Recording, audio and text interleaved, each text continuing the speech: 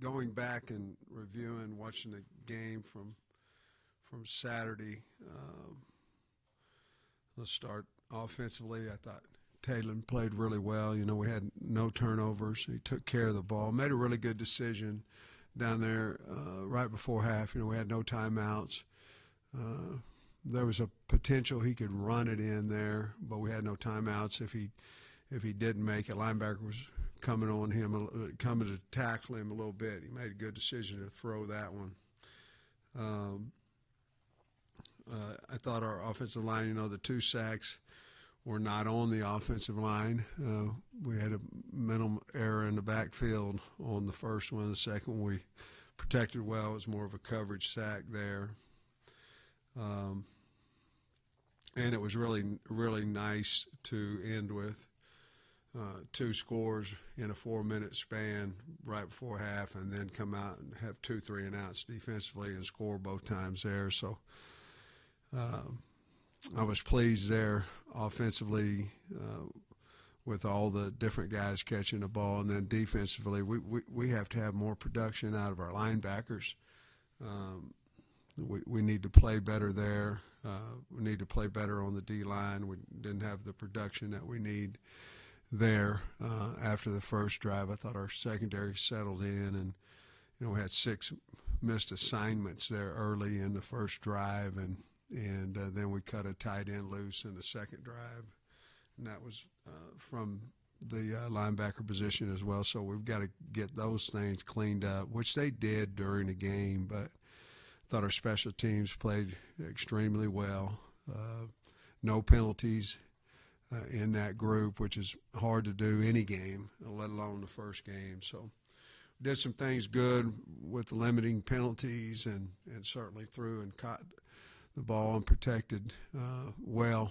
We've got a lot of work to do, which is good to win and have a lot of work to do as well. You know, a lot of times you'll improve from week 1 to 2. It's good that we can improve on a win. Playing Arkansas State, very talented, a lot of speed, very talented quarterback, guy that, you know, he maybe could have been sacked Saturday 4, 5 times, never got sacked and got out of it. And it wasn't just one guy he made miss, it was several, and then he'd make a play off of that. So Rayner, he's a really good quarterback. They've got speed. They like to get the ball on the edge, whether it be throwing, running. They have a little option package in there as well, and have a lot of speed with Rucker, and he's a really good player. And I like their wideouts. I like their tight ends, both of them.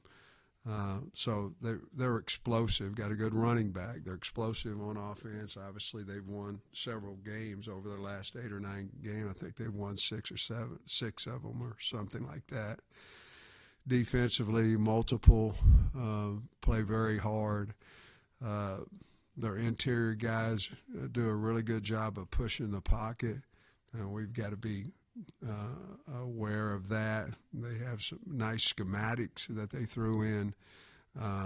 Once Southeast had made a run on them, went down and scored on them. They had fast and quick adjustments defensively that shut them down. And and their field goal kicker hardly ever misses, and they've got a good punt returner and a good kickoff returner. So got a really good team. Coach has done a really good job over there, taking over there and steadily just winning more and more games. So we have high respect for their coach and their team, and looking forward to going to Little Rock. I'm guessing on that sack you were talking about, was that Mike supposed to pick up that Mike blitzer and then go out? Mike had the linebacker. Yeah. What do you think about the work you did with at right guard, right tackle? Marion worked at left guard just a little bit when Fernando went out also. What did you think about the mix-ups that y'all had over there? I liked it, except, you know, we had a couple of MAs out there on pass protection when we made that move, and that can't happen. Other than that,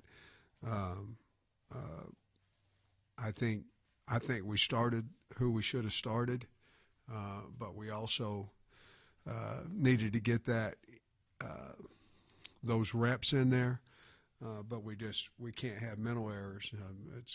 It'll kill us, and that's what happened when we made that change a couple of times, and it was both in pass protection with the blitz coming off the edge. Since Arkansas State has Bush Jones back and everything, I assume you guys put a little bit of work in maybe the spring or in fall camp, looking at them. How much, I guess, has maybe changed from what you saw with game one versus what y'all put in, and how much work did you put in? We've in different segments of practice, we've worked on them for about 5 days in different segments. Not the complete entire practice, but we certainly know it's a big game, and we want to be ready for it, and felt like we needed to do that. Similarities are very strong. They have changed a little bit or added a little bit, but from what we thought we would see from film study, obviously they've got some new people coaching. There's a lot of similarities in what we thought we were going to see. I know it was limited snaps, but the freshman defensive tackles, did you see anything from them that you liked? Both of them, yeah. Kevin Otis and Vaughn.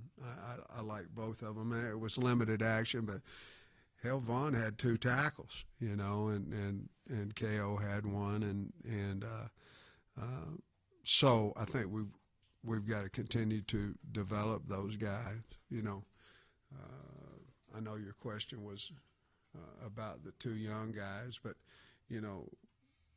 I thought Caleb Wooden played a really good game. I think he's earned more snaps, and I thought Smalls did the same, and that's not a bad thing. That's a good thing. That's not somebody had to play. Nobody has to play bad for someone to play good. You know what I mean? And but yeah, I think we've got to continue to work Otis and Vaughn more and more, especially with Okie being out here, to see if we can't get them in the rotation when the game matters.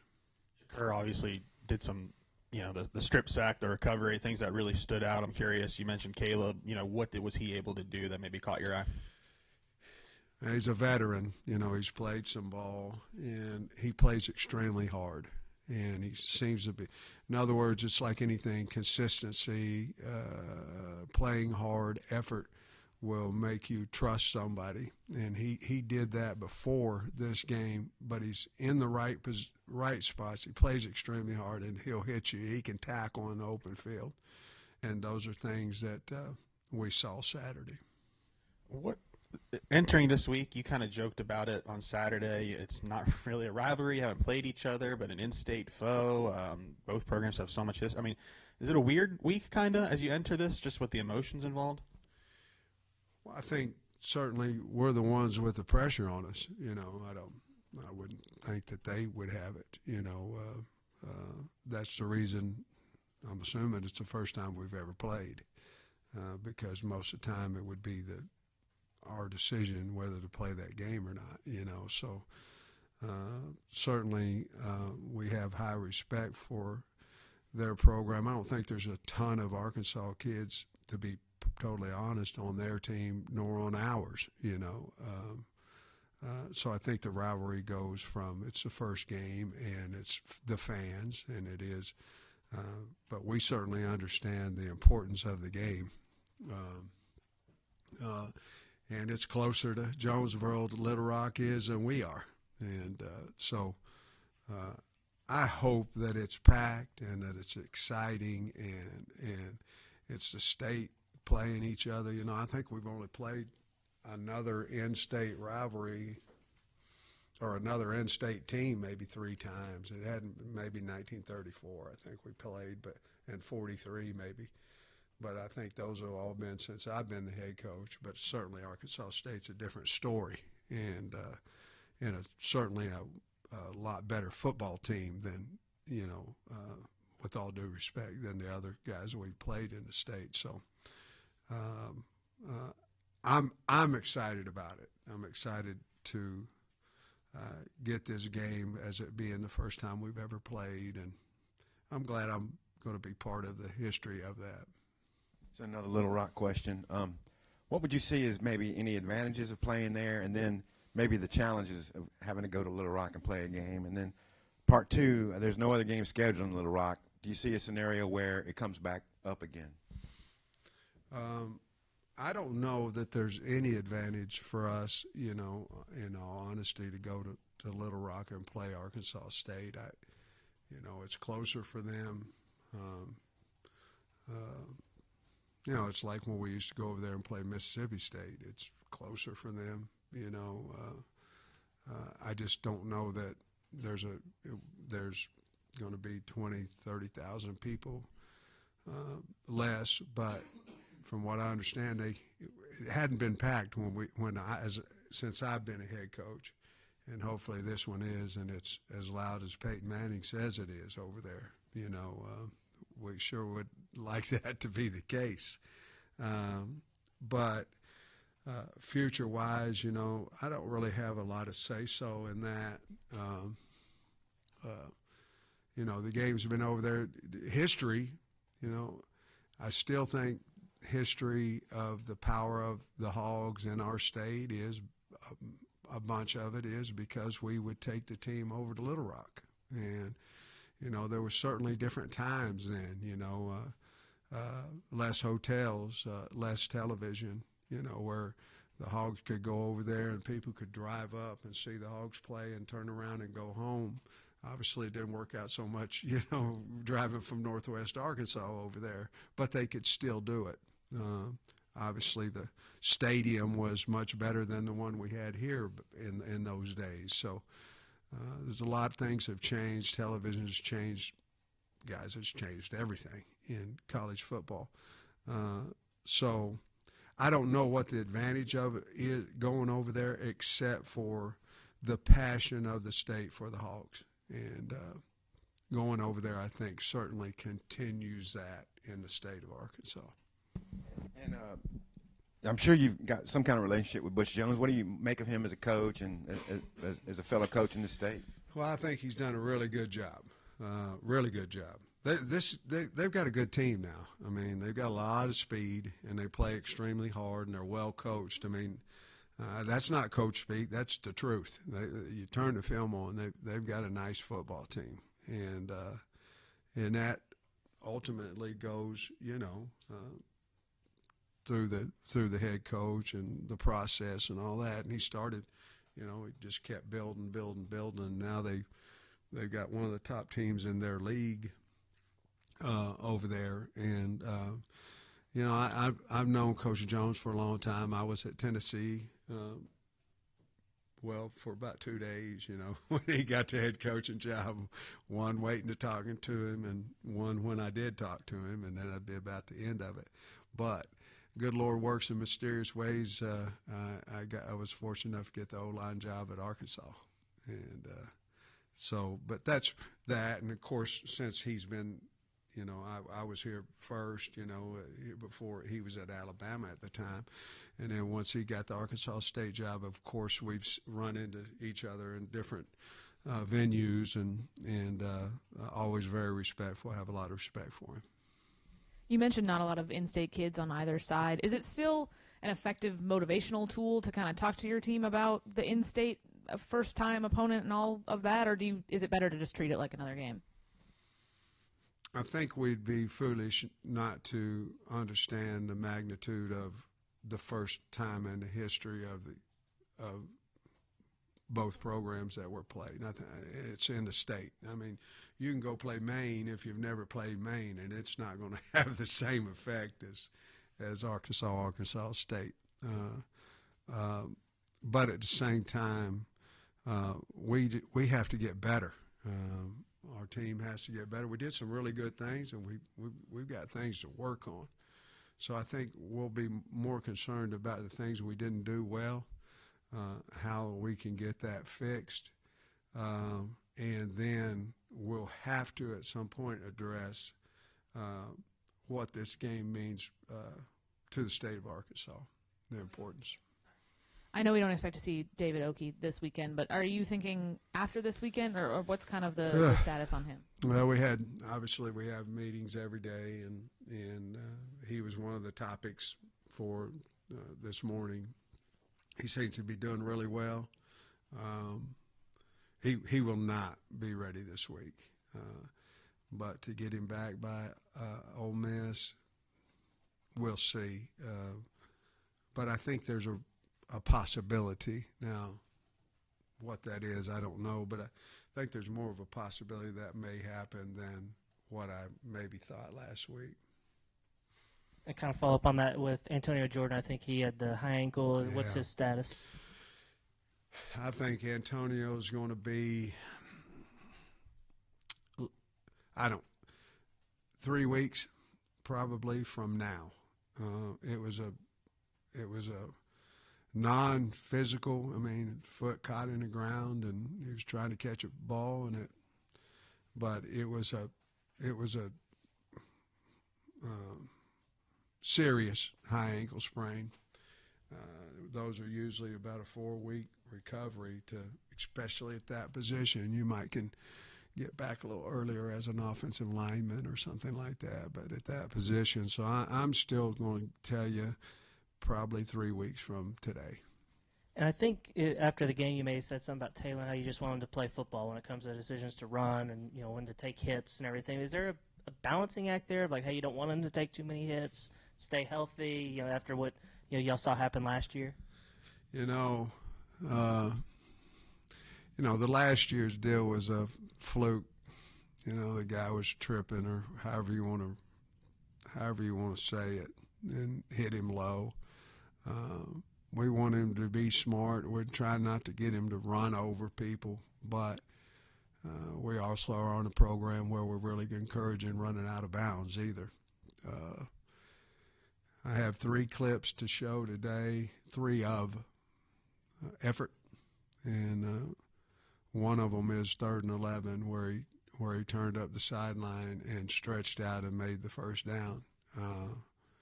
That's how I want him to play, whatever that is, and it inspires the team. I still go back to the Auburn game last year when he hurdled the guy. It inspires the football team. And of course, another clip was one of Ashton No. That was incredible, man. I mean, it really was incredible. And then on defense, we had when we got into our 3rd down package and we had the sack on there. But we want him to stay healthy because he gives us a chance every week.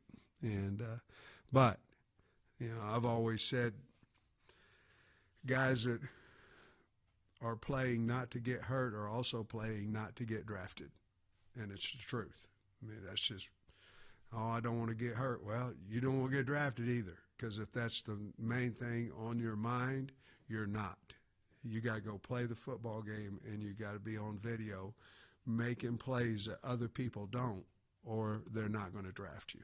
And so that's kind of how we try to coach all of them. And most listen, some don't get drafted. That's just how it is. You said you overlapped with Butch Jones for a couple of days at Tennessee and had a talk with him. Did you talk to him about staying there? Or did you kind of already know you got the opportunity at Arkansas, or what was that conversation like? Well, he had a really good offensive line coach at Cincinnati, and so I had figured that he would keep him and or invite him, whatever the word is, and I had 2 meetings set up the next day. Coach Bielema was flying in to talk to me and Jim Chaney, and I had ironically, Tommy Tupperville had gone to Cincinnati, and I had an interview with Coach. After that, I had a meeting with Brett the next day in the morning, and then headed to Cincinnati that evening to interview for that job. And then Coach Bielema hired me, 2 or 3 days after that. This week, the depth chart for the right side of the offensive line stayed the same. How does Kobe's bright day on Saturday kind of change your take to the open competition on the right side? And I still think we've got to prepare, like we did. But I think Kobe played well, and but I still think we've got to continue to develop guys that we feel like we can win SEC games with, and so I don't know if there'll be a huge change in how we approach next week than we did last week. The right side, I mean, Kobe's from Arkansas, Amarian's from Arkansas. I know it maybe might be slim, but have any of the Arkansas guys maybe talked to you, or have you overheard the excitement for them for playing an in-state game like this? That's a good question. Not as of now. You know, we haven't had our meeting yet, and of course Mondays are cleaning up from Saturday, which is big. We have to take our time to clean all that up. We got to get better, and then proceed into this week. But no, I haven't seen them, so they haven't. They may, but I haven't seen them, so I don't. They have not yet. Sam, earlier you mentioned that all the pressure is on Arkansas this week for this game, and it seems like it's a scenario where Arkansas State has everything to gain, nothing to lose, and maybe the vice versa for Arkansas. Why did you feel it was important to put Arkansas State on the schedule? Well, I was asked, you know, and to be honest with you, I was asked my first year here, and it was, you know, we'd like for you to play Arkansas State in 2025 in Little Rock. And to be honest with you, I'd just gotten a job here, and I'd have played anybody. I was the head coach at Arkansas, and then it was 6 years away, and I'm like, well, if I'm still here, you know, it'd be okay. But no, I mean, those are things. Most scheduling things are so far in advance, you know, and you don't really know who you're. If you're scheduling this team at this time, they may be, especially now in the NIL area, the revenue sharing area, they may have changed totally, you know. So, but I was asked, and I said, absolutely, that'd be good. And to be honest with you, I thought that it would be a lot of decisions you make are for the state of Arkansas. I mean, you want to make you do, and I know we let them down at times, and I know at times we make them happy. But I thought it would be good for the state if that happened, and so that's kind of why I said okay. And real quick, you mentioned the perfect game you guys played in special teams this week. As far as I know, no muff punts, no bad snaps. You know, every kick was made.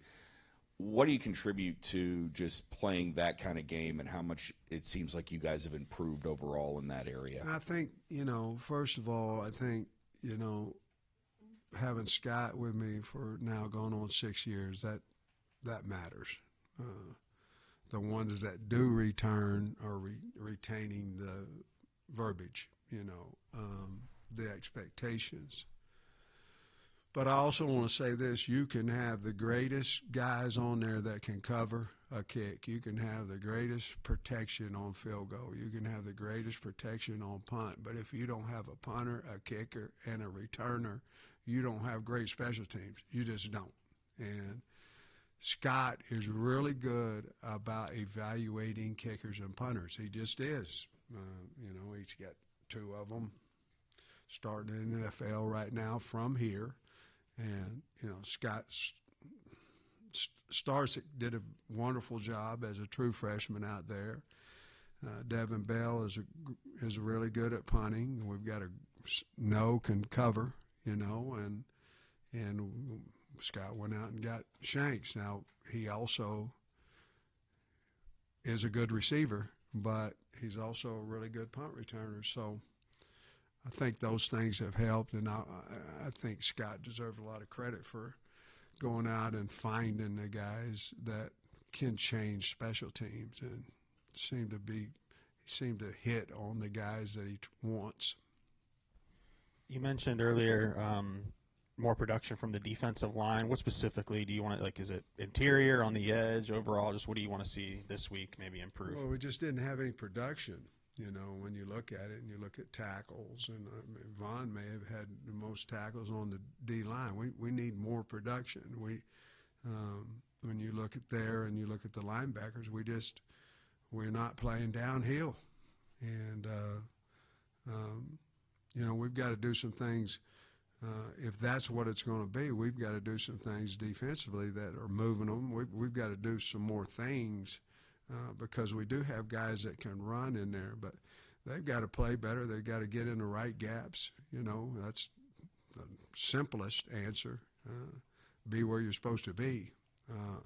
But you know, we saw some flashes, but flashes aren't enough. And so we've got to be physical. We've got to knock people back. Some things that, and their line was big now. I'll give them credit there, but I didn't feel the disruption from the front seven that we should have had, respectfully, with Alabama A&M. And with Rayner, his escapability, what's the biggest Crazy. emphasis in practice to make sure those could be sacks do turn into sacks? Well, we got to get him on the ground. I mean, you know, every time you get back there, you know, you want to knock hell out of the guy. You know what I mean?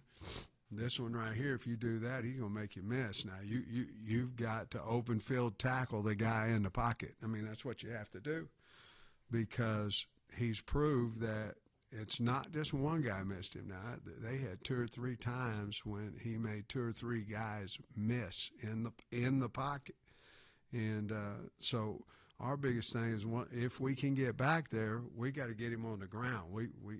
And that's the, you know, the knockout shot, or the, you know, all that kind of stuff that you have when you have a quarterback. You know, you have a flamingo lawn art, you know, back there just standing there. You can knock that guy out, but this ain't the guy. We got to figure out how to get him down on the ground. Rohan Jones started. I think he came out after the first play, but I don't know if you told me 10 guys were going to catch a pass and one wasn't him. You'd say one of them? Yeah. Yeah, me too, to be perfectly honest with you. To his credit, you know, we did have specific throws for him to be the first read, and for whatever reason didn't work out. But for him, he played extremely hard, did a good job blocking as well. You know, a lot of times you're new, you're coming from another school, you're out here, and all I want to do is catch balls, you know, and if I don't, I'm going to go to the pouting section, wherever that is. He did not do that, and he played extremely hard through. Trey, we think he's really a big-time offensive weapon, and I'm with you. We had talked about that well as a staff, that he's a guy that we feel like certainly is capable of stretching the field and doing some wonderful things. It just didn't happen for him, but it's not because we didn't try to get him the ball, and we have a lot of confidence in him, and I believe he'll get his statistics, his catches over the weeks. Larry Worth moved around quite a bit. What do you think about his play and the way you guys utilized him? Yeah, you know, I think Larry ran the field well. He was solid with his assignments. I think, you know, it all depends a little bit with Caleb, how Caleb comes around too. But, you know, if we can keep Larry a little bit more in just one spot, if we can keep him there, because we're practicing different too with him, I think he will continue to grow and improve, but I thought he did a good job of tackling as well. What's that one spot? He played a lot of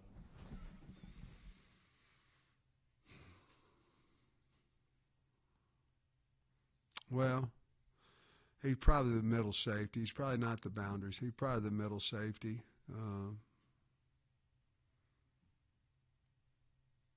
Depends on what we do with Wooden, I think, too.